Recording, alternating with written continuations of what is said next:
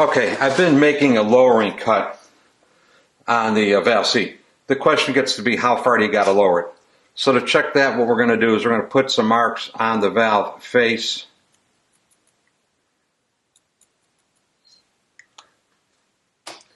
We're going to put the valve in there.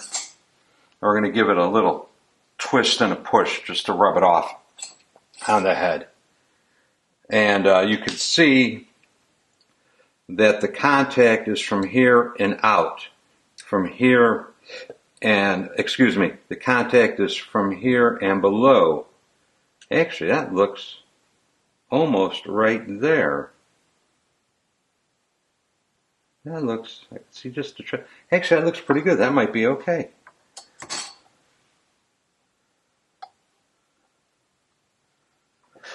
Let's try it with a, let's try it with one of these.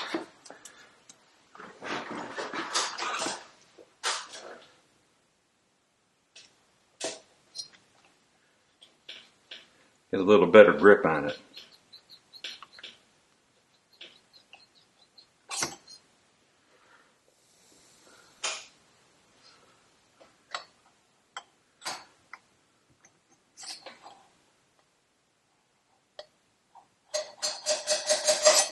Alright, it looks like I'm rubbing from here up. So that means this corner of the valve is hitting right here. And I need to get it lowered. Okay, let's do a little bit more on there. I think we're pretty close.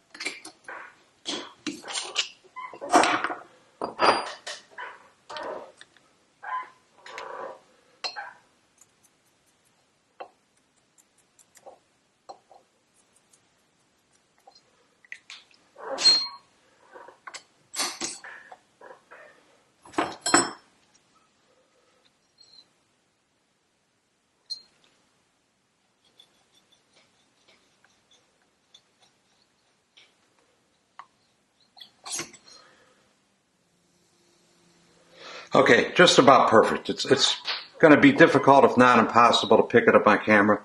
But the valve seat is not touching this little bit by the edge. It's catching it in the middle, and it's not touching it down here near the bottom. We're damn near, we're ready to go on this one. What I'm going to do one more step here, and I'm just going to touch lightly the bottom part of the seat here, and I'm going to narrow it just a little bit.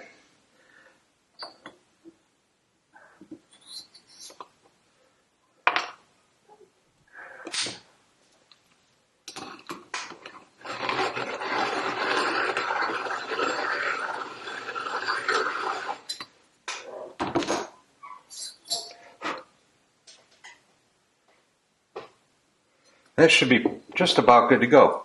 Let's do a little lapping and see what happens.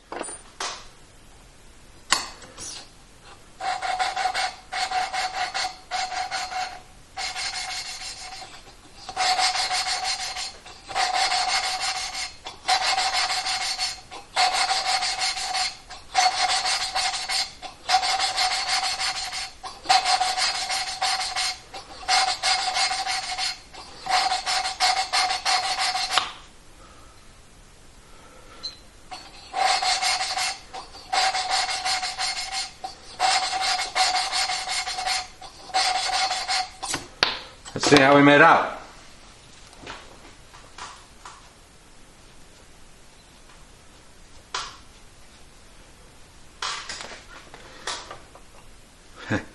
Alright, what we got here is almost textbook perfect. You got a little area up on the top here that's not contacting the seat, and a little area down on the bottom here that's not contacting the seat. This could be a little narrower, but I don't think I'm going to make it any narrower. You know, you remove this material and it can't be put back easily. So I'm real happy with that. That's, like I say, almost textbook perfect. I got 5 more of these bastards to do. So to keep from getting them mixed up, this valve now goes with this head. They've been lapped together, customer's initials and which head it goes onto. So that's how I keep track. Just FYI, each head has got a, yeah, there it goes, you can see it now. Each head has got a tag on it with the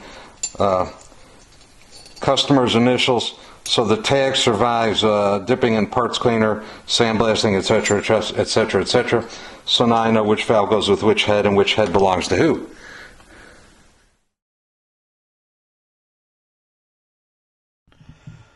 What you're looking at is a driver that I made so that I could drive the Neway seat cutters off of my milling machine. Neway makes a similar such tool, but it's too long to fit in my mill. Key features of this thing: the bottom end has got a hex drive to fit the hex on the cutter. The top end is sized to fit in a 3/4 inch collet. It's got a W joint so that it does not have to exactly line up with whatever it is driving.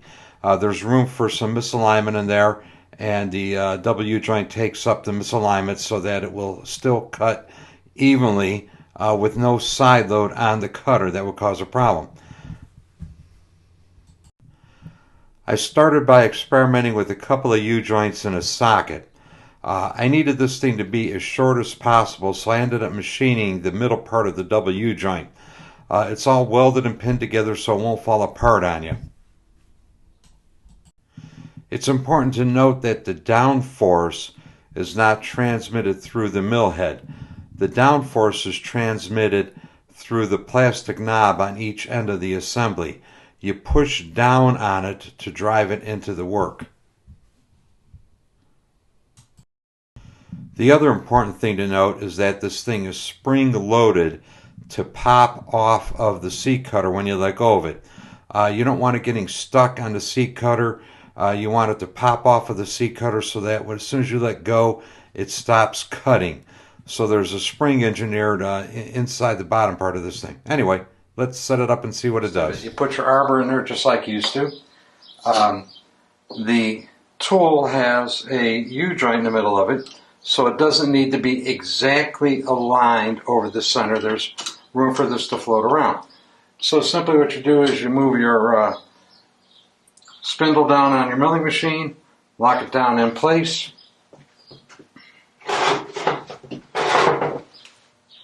And what I have found works best on this tool is to get it started over the cutter before you turn it on, because if the socket is spinning and the cutter stationary, it's hard to get the two things to mate up without banging the corners off of the hex drive on the cutter. So we're going to widen the seat on the top a little bit and clean it up. Let's do it.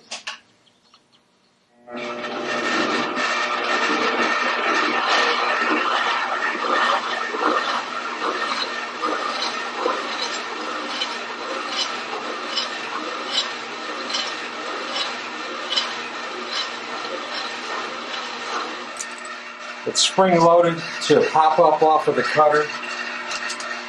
That can't hurt you. And that's all there is to it.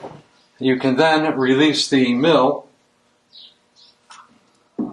swing it back out of your way, get the cutter off of there, and inspect your work. Which, this one looks like it should clean up pretty easy. I'm not going to take any more off right now. We're going to clean the seat up.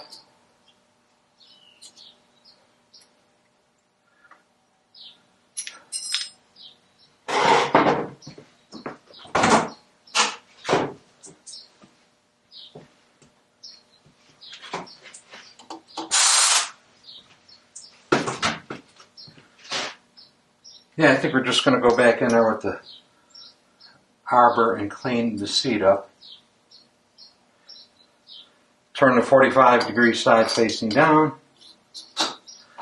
Move the drive back over.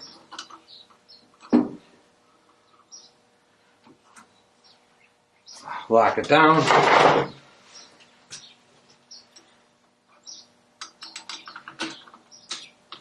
Engage the cutter to the tool, and we'll go for cleaning up the seat now.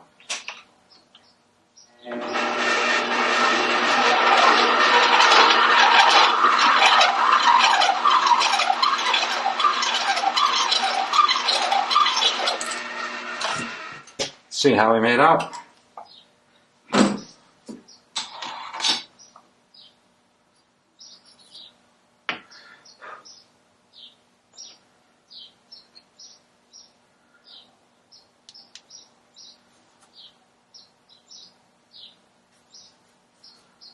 Okay, I've got to cut some more on this side over here. The angles and the reflections really make it tricky sometimes to see where you cut and where you haven't cut. And for that reason, the little Sharpie goes a long way to helping that process out.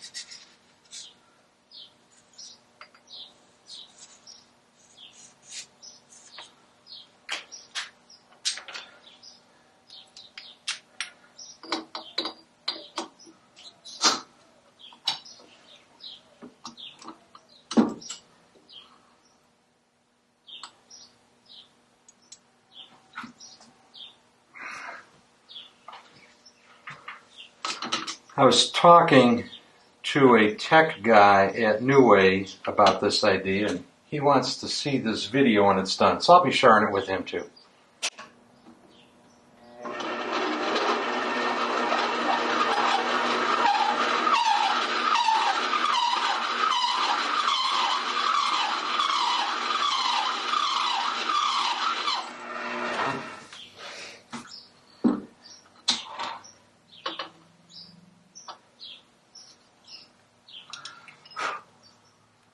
Okay, the Sharpie's all been cut away.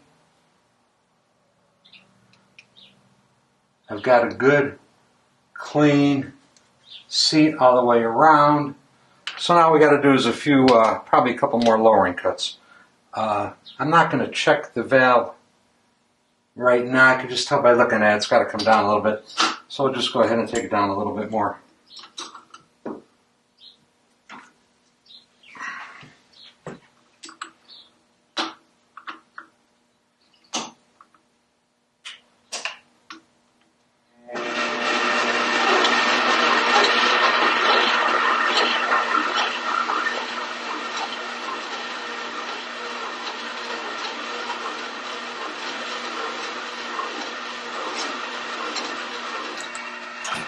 Let's see where we're at.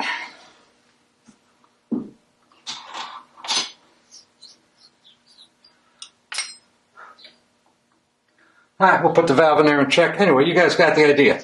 So this is the last one of these I'm doing today. We'll get this one finished up. So here are the finished heads that I've been working on. These two are the two that had the hardened insert put on the exhaust valve. Just FYI, the valve stem height on these came out to 1.390, 1.380, which is at the low range of the acceptable range, which is what you want. So if I had to cut valve seats on these again, I've got another 30 or 40 thousandths of an inch to play with. And the height of this valve stem, these valve stems above the guide is going to be correct still. The intakes, and I forget, I get them mixed up. I think I've got a 30 thousandth shim. As a matter of fact, I think all of these heads, except for one, all have a 30 thousandths shim under the lower spring collar. To get the valves to be within the acceptable range on there. So I don't mind putting a 30 thou shim in there. You know, you start going 60 and more, I don't know, it seems a little sketchy to me. You run into other problems too. The farther the valve sticks out, the harder it is sometimes to get the push rod in and out. And I've actually run into engines where you could screw the tappet adjuster down all the way, then the push rod won't come out, can't be put in. And that's because the valves have been sunk so deeply into the head that there's no longer that the push rod is now too long. Here are the 6 heads. They're all done. The valves have all been lapped in. They've all been leak checked. I fill them up. I fill up the backside of the port with mineral spirits and let them sit for a while to see if anything leaks through. 4 of them are for engines that I'm rebuilding right now, and 2 of them are going to be shipped out to the customer. That's it. I am out of here. Y'all have a good day. Thanks for watching, and please subscribe.